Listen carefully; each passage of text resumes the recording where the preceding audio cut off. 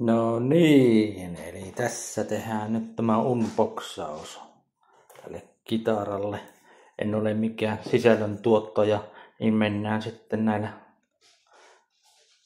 puhelimen tuottamilla kuvilla.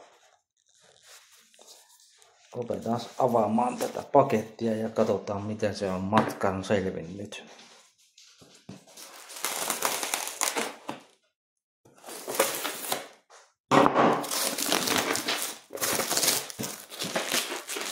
Eli tässähän on siis, pitäisi olla Suomi-kitara ja Kyriana Beekhoff Dogs of Decay on asiakkaana. Katsotaan sitten miten tästä edetään ja missä edetään, mutta avataan nyt paketti ensin ja tarkastetaan tuote. Hyvin on paketoitu. Tämähän paketti on siis tullut Ukrainasta. Paikallinen kitaran valmistaja on tämän tehnyt. Nimeltään Alexander Duda. Ja mitä olen tästä nähnyt esittelyvideoita, myös se mikä minun sivustolla, niin aika hyvältä näyttää.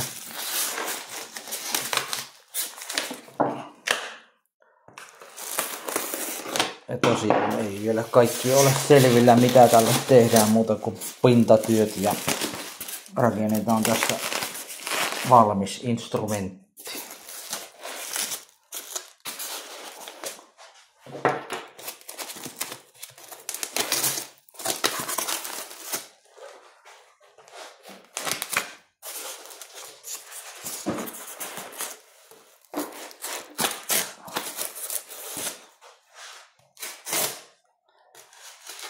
Ja kysehän tässä oli varmaan se, että haluttiin tukea ukrainalaista tuotantoa ja tästä nyt näkyy tämä hyvin pakattu laitos.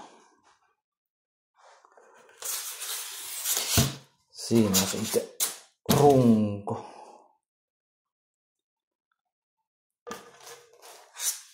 Aika kevyt on kyllä ja näyttää hyvältä ja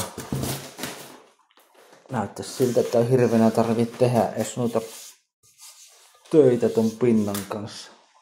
Vähän karhentaa ja sitten ruveta miettimään maaluuta.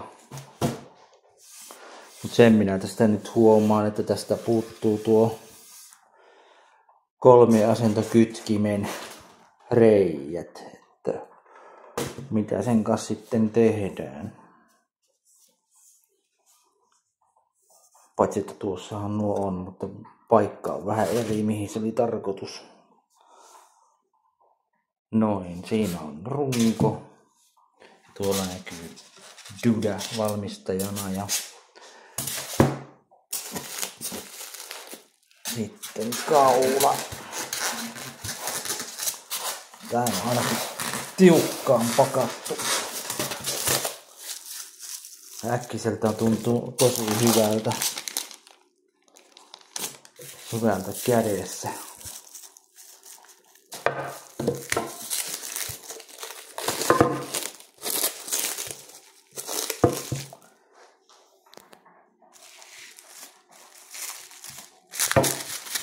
Hyvän tuntuneen kaula.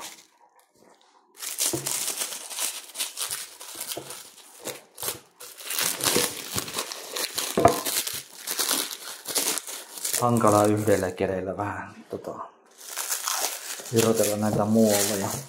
Tainpa kestää nyt puhelin takaa laskee alas ja puukolla en kestää ruveta viiltelemään, koska ei ole oma työn.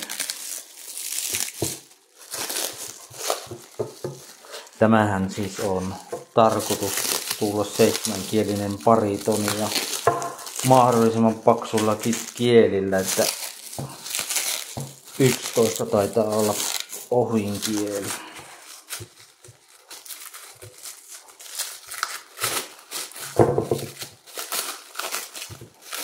skaalahan tässä on 25,5.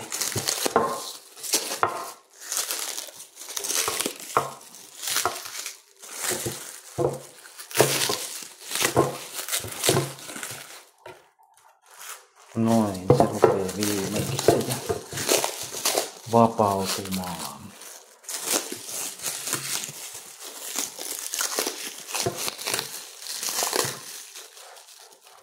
Vähän on hankalaa erotella yhdellä kädellä. Kyllä se tästä.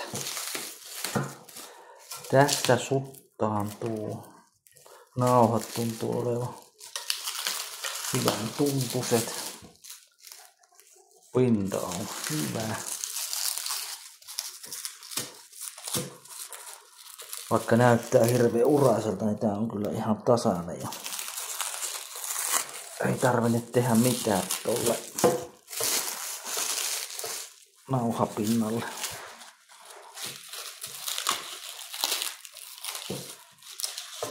Sitten tämä otepää tästä.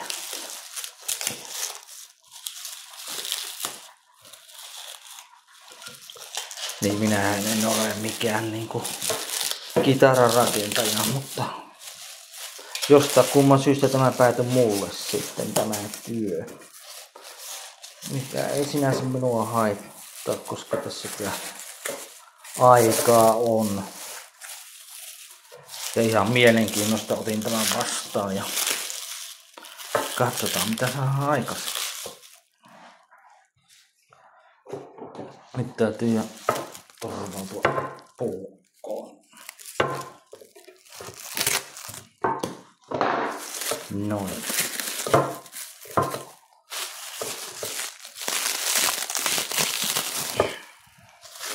Ja tärkeintähän tässä on, että on matkasta hyvin selvinnyt. Mielenkiintoinen on kyllä tämä puu tässä. Vengekö tässä oli tämä puu. Tää pitäisi olla aika hyvä tässä kitarassa.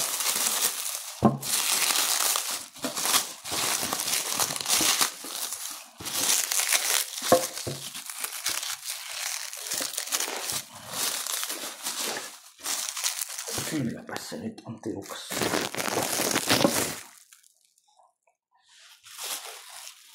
Joutun jo panostamaan tähän videokuvaukseenkin, jos näitä joutuu tekemään useammin. Kuten vähän on semmoista kuultu tossa, että jos tästä tulee hyvä, niin poikii lisää töitä.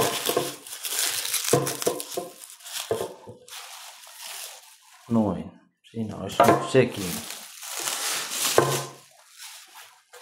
Okei, eli paketti on nyt siinä ja kaikki vaikuttaa olevan ihan ehjä ja kolhutonta. Kaikki reijät on paikallaan. Sitten mitenkäs tuo kaula istuu tuohon.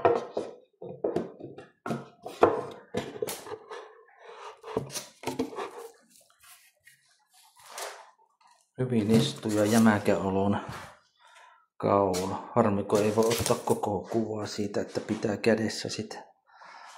Mutta siinä se nyt on. Ja näyttää tosi hyvältä ja kevyen oloinen kitara tulee tästä. Mutta tää video oli tässä ja jatketaan sitten siitä, kun ruvetaan varsinaisesti tätä sitten rakentelemaan, tilailemaan osia. Ei muuta kuin jatkoja ja nähdään seuraavalla videolla.